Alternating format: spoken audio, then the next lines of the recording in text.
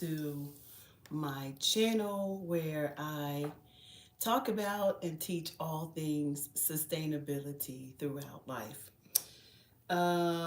Today we're talking about hibiscus. Yes, the good hibiscus. This is what it looks like dried, and this is what it looks like when it comes off the vine. So I actually grow hibiscus, and so we're going to talk a lot about that today. It is one of my favorite teas, but I am going to be learning how to make jam and do other things with it as well. So we're going to be doing just a little series on hibiscus. But first, let me grab my cup of hibiscus, y'all, because let me tell you what, I start my mornings with the good stuff, and I buy my own tea bags. And for those of you who want to know where to get those, I will put the link to those. I am affiliated in my video down below. So, but before you do that, I am getting me a good cup, 1 to 2 teaspoons of dried hibiscus per cup is so good. Yesterday, I did a post. I draw and tie this so that it stays secure, the leaves stay secure, and you can drink this up to 2 to 3 times a day. But I want to talk about some of the goodies as it relates to hibiscus, and then we will. Oh, there was a lemongrass leaf in there. Oh, I love the color of this. I love the color. Yes, and I love my teapot. And I got that from Walmart. It is one of my favorites. I love that particular line. I don't know the brand of it, but I just love the floral of it. And I usually add some either agave to my tea, or I will add this honey, unfiltered honey that I got from Jody's TJOBs,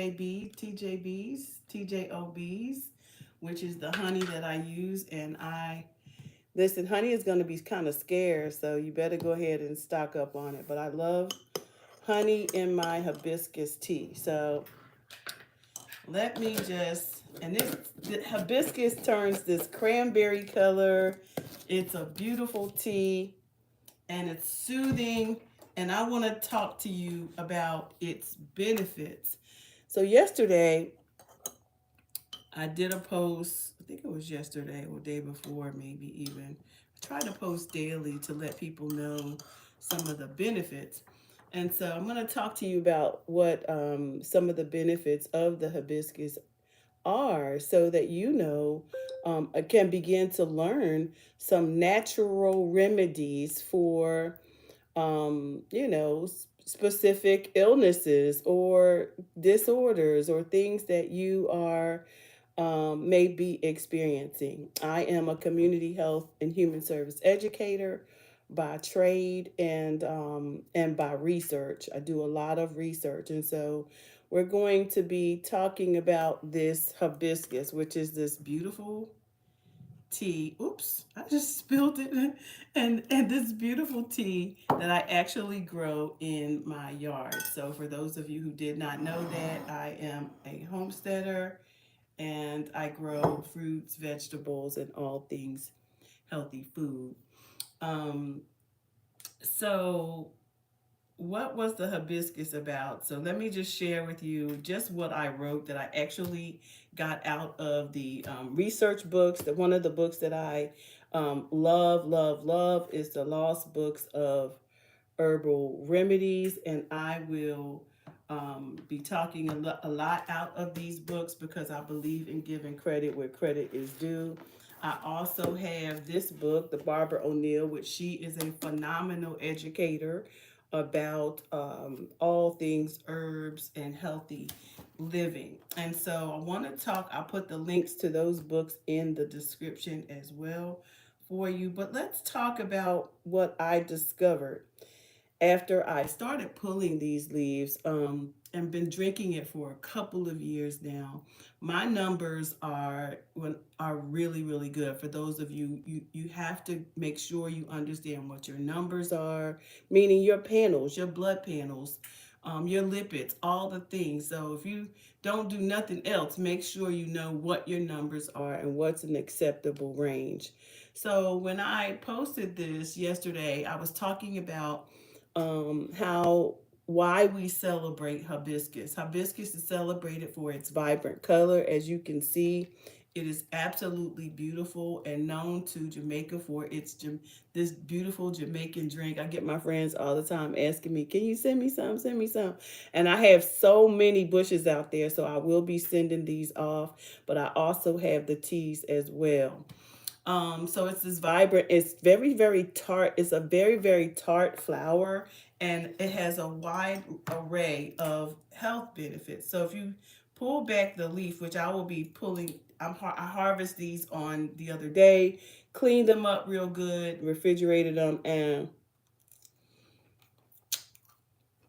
they have the tartiest flavor to them.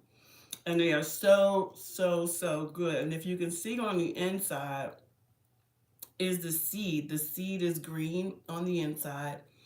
And many people throw them away, but baby, I harvest seeds because baby, without seeds, you can't have plants. So within this pod, you'll have several seeds once you let this dry out. And I usually let some of them dry out on the bush so that the seed is already dried for me to be able to just harvest the seed. The plant is good for hypertension, high cholesterol. Now, when we talk about this, we talk about hypertension, high cholesterol, liver disorders, and metabolic disorders are chronic illnesses that have touched many of our families and in one way or another. The benefits of this plant are attributed to its high content of anthocyanins. Okay, my post went away. I gotta get my post back. Everything be running so fast. Anthocyanins, polyphenols, polyphenols, and vitamin C. Now, my interest is clearly in the vitamin C area because I have always been told since I've been aging that I have dense bone, high bone density, high density bone density, and I need to be taking more vitamin C. But you can only absorb but so much vitamin C at a time. So it's important to know how to carry vitamin C to your body. This combination is known as an antioxidant and anti-inflammatory, which is something that because of the way we live and the foods that we eat, we struggle oftentimes with inflammation. Anything that the doctor tells you ending in itis is inflammation. Anything itis, bursitis, bronchitis, hip, whatever it is, itis is it indicates inflammation. So I use this as a tea, as a what you can see here, but I also use it as a cold brew. Mm, it is so good. So I typically, when I want to use it as a cold brew, I will let this I will let this tea just simmer, and then I will add water to it, and I will put leaves in a jar, and then I will pour hot water on those leaves and let them simmer, and then I will put them in the refrigerator. Now that's how I use them as the antioxidant, because once you let that tea sit for a minute and all those properties get the blended up in there, all them goodies, then it becomes an antioxidant. What does that mean? It helps me to move everything that's in me out of me, right? So antioxidant, right? So it's a really, really good. It's gonna make things exit the way that they should. So I use it as a tea and as a cold brew. And as a grower, I'm able to also dry these leaves, capsule them, and the dried powder form a tincture for my preferred method. So I can do when you grow the food yourself, you can actually do what you want. You can just, you're privy to all the methods, right? So as I age, and as I shared in the post, as I age, I'm constantly in search of addressing the effects of aging, including bone density, right? So again, it has a lot of vitamin C. So I'm always looking for, what can I add to my diet? What can I do to make, me have a long, a wonderful experience as I am aging. So again, this can be taken 1 to 2 teaspoons of dried flowers, which I shared with you here. These are dried flowers. This is La Genevieve Homestead. You can and steep them in 1 cup of boiling water 3 times a day. Other methods, follow your manufacturer recommendations, because tinctures, depending on how they are made, are much more concentrated. So, depending on whether they use alcohol or whether they use a glycerite, I use glycerites because I don't like to use alcohol. Alcohol extracts better though, but the glycerite does its job. Okay, so I use vegetable glycerite. I want to keep all things whole and all things anti-alcohol. You can't miss a hit or miss, right? So its properties are anti-hypertensive, antioxidant, diuretic, and hepatoprotective. Food is our medicine, y'all. Herein lies many problems, though. How food is grown can affect its ability to provide the nutrients that you need. I shared on my post yesterday how we have to peel back the layers of everything. Food is affected by water, it's affected by soil, it's affected by the sun, it's affected climate, it's affected by all of these things. But it's also affected by corporate big business, big systems like FDA, your FCCIC, and your the CDC, right? So all of these systems are at play for this one little thing, food, right? This is food. And our food is affected by so many things. So then you have to talk about who controls the market. You got 10, maybe 10 top corporations that are affecting and cornering the market on all foods. So you have a lot of politics going on too as it relates to food. You have a lot of negotiating going on. And think about it. Everything begins with the seed. And if the seed not good, if the seed is modified, then boy, we got problems, because all the things I just shared with you may be null and void depending on the seed, which is why I grow my food and I grab my seeds, because baby, I know where this seed came from. We have to know that the importance of growing our own food. And this is the actual seed that came out of this plant. And also, every part of this plant is edible, including its leaves. The leaves can be used like a spinach, sauteed in a dish, or just sauteed and like spinach. This is really, really good, y'all. Get into it. Um, Today, I'm actually going to be sitting here. Oh, that's so good.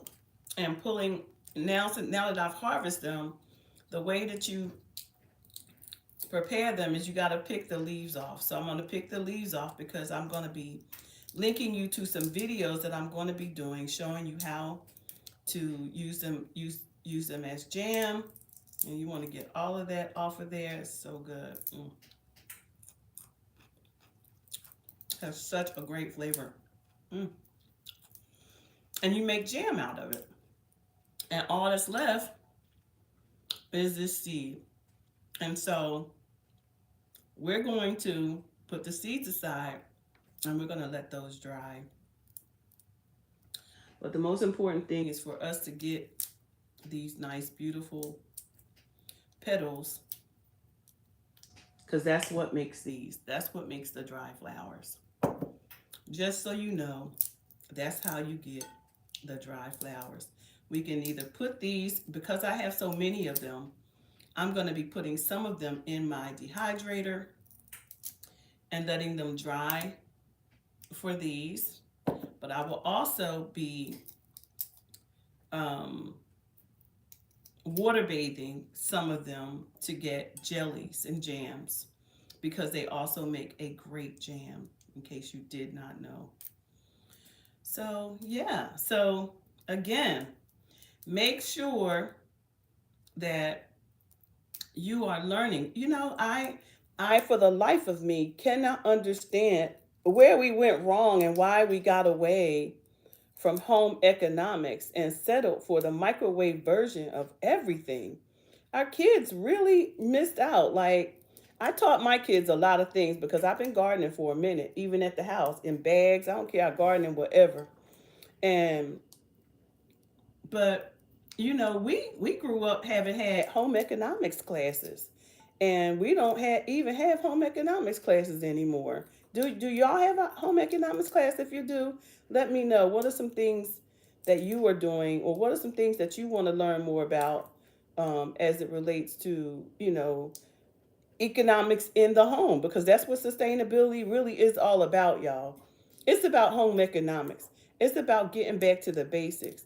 It's about remembering that we have the power and control of everything, but we have to be implementing some practices in our homes that's going to allow us to maintain control over things, right? Because as you can see, big business is buying up all the land. Farmers have been bought out in many ways. Look at that one. Ooh.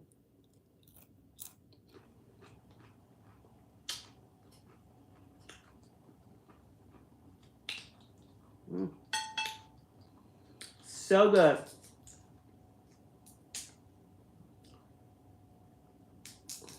Make sure you give these things a good wash,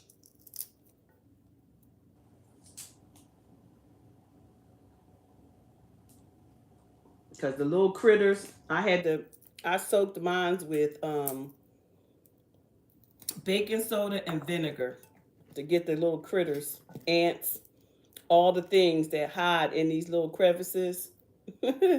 So you make sure that you are cleaning your vegetables with organic stuff too, because I'm an organic grower, so I don't spray things on my food unless it's some neem oil. I will use neem because neem is natural, so I will use that to spray down my food. And I had to do some of that this year because the sun was so hot. It was so hard to grow this year, and I'm so blessed to be have found solutions. And one of the ways, excuse me, I gotta turn off this heat, y'all. It's hot in here.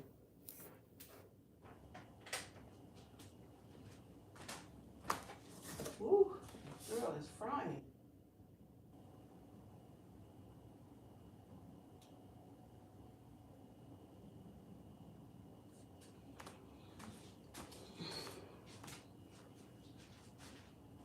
So I'm back. So one of the ways that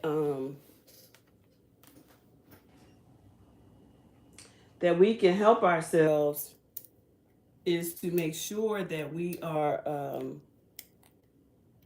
growing food ourselves, doing what we need to do, getting back to the basics before it's too late. We seen what happened with the seed. We see the big scandal with Monsanto. You understand, with Monsanto, when all the seeds were genetically modified. If you notice now that a lot of the foods and fruits are coming without seeds. Why? Because they don't want you to grow your food. They don't want us growing food, because then we lose our power. We have our power if we grow food. And I honestly just want my power back, right? I honestly don't want to have to keep I don't want to be at risk for giving my power over to anyone that God has given to me, because God says that everything we needed was in the garden. But imagine this, next year I'm going to have seeds to sell. I'm going to have plants to sell to my community, because my goal is to have a nursery. So I'm going to have stuff to sell. I'm going to you know, I'm going to nurture those seeds for you all, and I'm going to be growing those plants in an organic way, safe way, so that you can take them home and have your own tree. So if you're in my neck of the woods, please connect. I am in Zone B in Zone 8 in North Carolina, in the Pitt area. So if you want to learn more about growing your own food and the safety of food, and just connecting and building a network, because in these dark, dark, dark, dark times, we really need to have a network of people where we can push the button and say it's go time.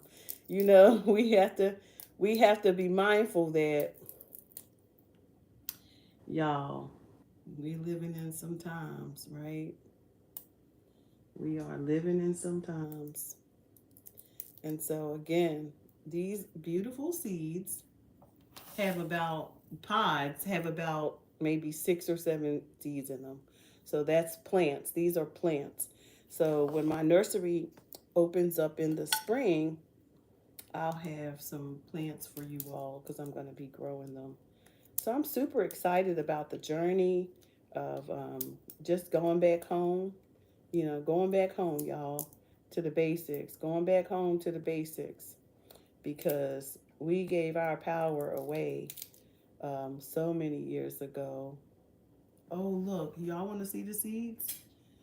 So when you open this, let me show you, because one just cracked open. It's not ripe yet. It's not ripe because that's why it's still green.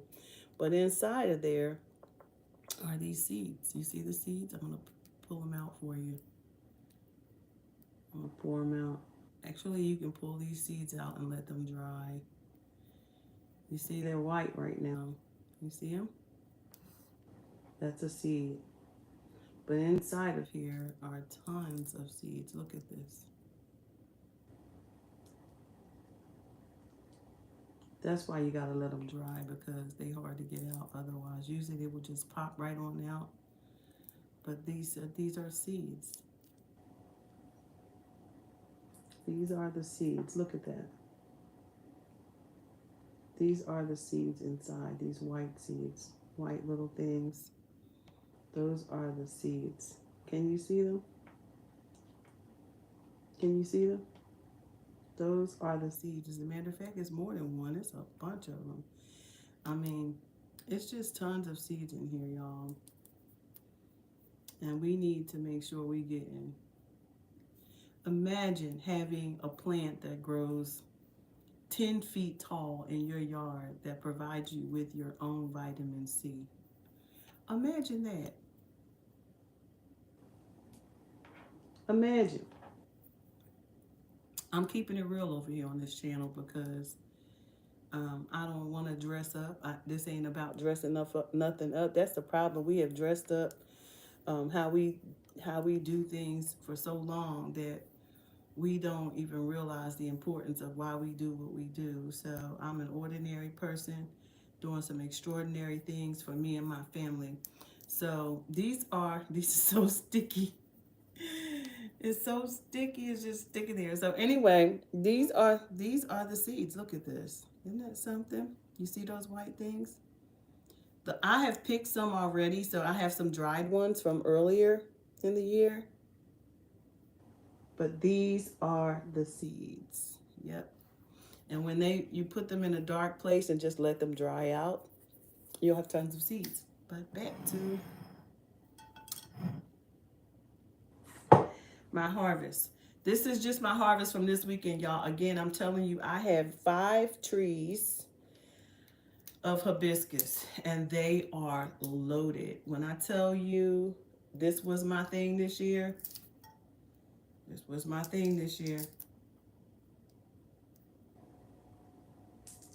This was my thing. These hibiscus, they grew so well. And again, this is the part, this pink part, or the red, this beautiful cranberry shell is what you want. And the seeds, these pods, are where your seeds are.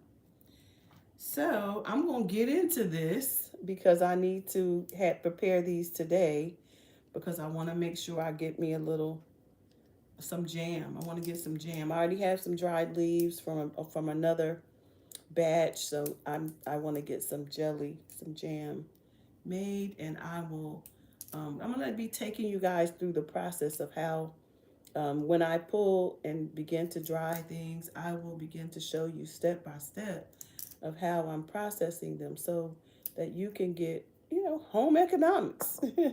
Our teachers taught us things, right? And so my teachers taught me a lot of things. My parents, my mama, my daddy was an entrepreneur. He was a bricklayer. So y'all might see me building things. You might see me sewing things because that's all a part of home economics. It's all a part of the things that we were taught when we was in school growing up in the 60s. It was a lot different than, oh wow, this thing, this thing is cracking open on its own. This pod. Looks like they ready to come out, but they not ready to come out. They still green. But all I need right now is these beautiful petals. I just need the petals. The petals are what makes the tea and the jelly. And these pods make more plants. So, what do y'all think? What are some What are some things you're growing? What are some things you are doing?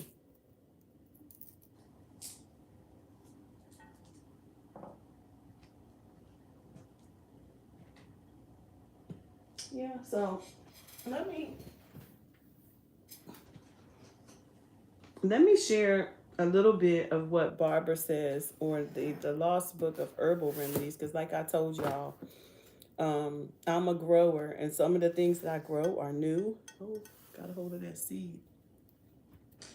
This particular book is from the Lost Book of Herbal Remedies, The Healing Power of Plant Medicine by Nicole Apelian. She's a PhD, and Claude Davis.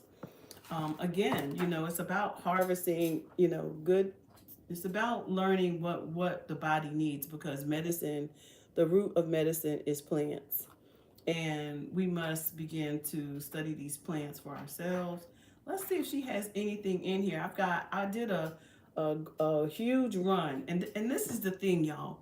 This is the thing that's really important when you are beginning to on a new journey for anything. When you're on a new journey for anything, I encourage you to do a topical study, which is what I do. Every time I journey on to do something, I make a run to my local used bookstore, and I gather all the books about it. Because why? It's really important to have knowledge, because there are people who have done this work already. We aren't it's like theory. Like, things build upon theory, upon theory, upon theory. So who did it before you? Now, in the Lost Book of Herbal Remedies, I didn't see anything. But I'm gonna look through all of my books, and but in this one, Barbara O'Neill Complete Collection, I did see hibiscus. So, and in here, she had a lot to say, about the disease. Hibiscus extract is derived from the flowers of the hibiscus sabdarifa plant.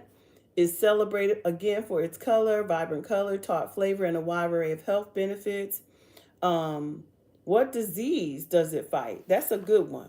Hypertension. Hibiscus tea has been widely studied for its effectiveness in reducing high blood pressure. High cholesterol may help in lowering bad LDL cholesterol and raising good HDL cholesterol. She also says liver disorders supports liver health by improving liver enzyme levels and protecting against liver damage. She talks about metabolic syndrome. Its antioxidant properties can benefit those dealing with metabolic syndrome by improving cholesterol levels, blood pressure, and obesity. And how does it work? She gives all those specific anti-inflammatory and antioxidants that we talked about earlier. She talks about the dosage, but she also says something that's really important: how long to use it. Hibiscus tea and supplements can be used daily as a part of a routine health regimen. So you get to develop what that regimen looks like for you, because only you know what needs you have as or where you are in your life. I am 61. My hair is gray, and and um and my body is doing some things in aging, right? But I can be the best version of myself by looking at what's available to me, by also growing my own food. It just getting out in there and growing, and growing things and planting and having, is also longevity in that. There's longevity in moving your body in ways that keep you busy and make you feel valued. There's so much value in growing food as well. But anyway, she says hibiscus tea and supplements can be used daily as a part of a routine health regimen for managing specific conditions like hypertension. It may be necessary to consume hibiscus regularly for several weeks to observe significant benefits. So now that was the operative word here was to observe significant benefits. Because the one thing I want to encourage you is that you don't want to be trying a whole lot of things at one time, because you won't know what's doing the job, right? So now, last week I was on lemongrass. A week for 2 weeks I was trying my lemongrass because I wanted to see its effects on me. Was it doing what it said it was going to do, as it relates to how to use it, what it works for, its properties, and all those things. But this week's journey is hibiscus. But I already know about hibiscus. I want to teach y'all. So hibiscus is wonderful. Like I said, I use it when I feel like it. I don't have hypertension. But what if I had a bad spell and they said I have white coat syndrome? So whenever I go to the doctors, my blood pressure is up. So when I come back, I'm checking my numbers, I'm drinking some tea, I'm doing something that they said, because baby, what I'm not going to be doing is taking none of these medications, right? Because I saw my parents become walking pharmacies. I have a story. My parents, they died early, they died young. My grandparents, there are reasons why we should be countering the effects of what happened even to our parents, and baby, I'm 61. My daddy died when he was 72. I'm not aiming for that. I'm aiming for 100 plus. I'm aiming for 100 plus. So because of that, I know that my dad suffered from hypertension, heart disease, stroke, all of them things. He had prostate cancer. Look, I don't claim none of that. That's his history. It ain't mine. That's his history, not mine. That we also have to remember that that's not our history. That was their history. Some say, when you ever go to the doctors and they say, family history. Well, if you're part of the family, you can just say, well, this is my parents' history. Don't adopt family history, because you are now coming into covenant with something that don't belong to you. All right. So let us get back into, I'm going to get into this hibiscus and get my leaves together. And I will share with y'all a picture when I'm complete. And then I will also show y'all some processing methods. Because I'm going to clean these again, because when I started opening them, I started seeing, the dead little ants and stuff. So I want to make sure that I clean them again.